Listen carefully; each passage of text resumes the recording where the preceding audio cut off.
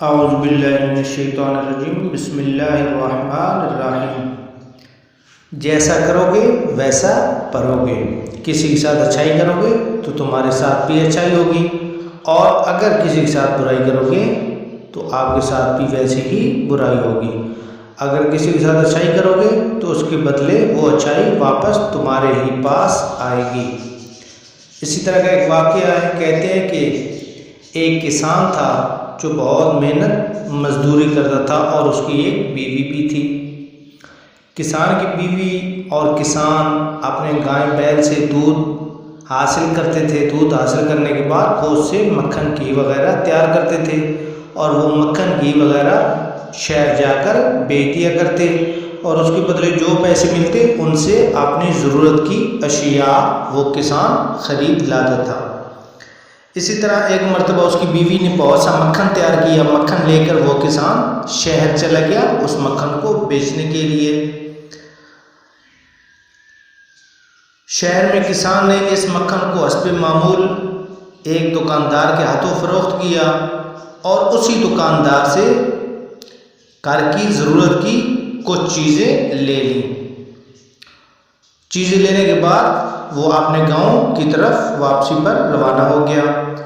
کسان کے جانے کے بعد دکاندار نے مکھن کو فریزر میں رکھنا شروع کیا، تو اس سے خیال گزرا کہ کیوں نہ میں یہ جو مکھن کے پیڑے بنے ہوئی ہیں 1 کلو کے، کیوں نہ ان کا وزن کیا جائے۔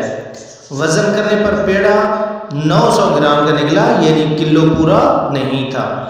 حیرت و صدمے سے دکاندار نے سارے پیڑے ایک ایک کر کے تول ڈالے، مگر کسان کے لائے ہوئے سب پیڑوں کا وزن ایک جیسا تھا، یعنی 900 گرام تھا۔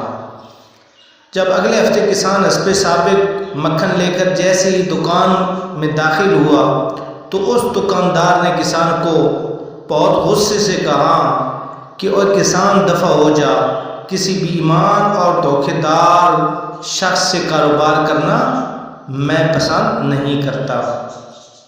900 گرام والا مکھن پورا 1 کلو گرام کہہ کر بیچنے والے دھوکے باز شخص، تو میری دکان سے نکل جا۔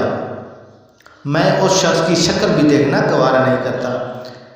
کسان نے معصومیت اور افسردگی سے دکاندار کی طرف دیکھا اور کہا، میرے بھائی مجھ سے بدظن نہ ہو، دیکھ ہم تو غریب اور بیچارے لوگ ہیں، ہمارے پاس تو تولنے کے لیے باڑ وغیرہ یا جو یہ تو تمہارے پاس ہوتے ہیں ترازو وہ نہیں ہے۔ بس اتنا ہے کہ آپ سے جو 1 کلو چینی میں گھر لے کر جاتا ہوں، اسی چینی کو ترازو کے ایک پلڑے میں رکھ کر دوسرے پلڑے میں اتنے وزن کا مکھن تول کر لے آتا ہوں۔ یعنی اگر تمہاری میرا مکھن کم ہے تو پھر اس حساب سے تمہاری چینی بھی کم ہوگی، کیونکہ تم جو مجھے 1 کلو چینی دیتے ہو، میں اسی 1 کلو چینی سے اپنا مکھن تول کر تمہارے پاس لے آتا ہوں۔ چینی بھی 1 کلو ہوتی ہے، مکھن بھی 1 ہی کلو ہوتا ہے۔ اگر مکھن کم ہے تو پھر آپ کی چینی بھی کم ہوگی۔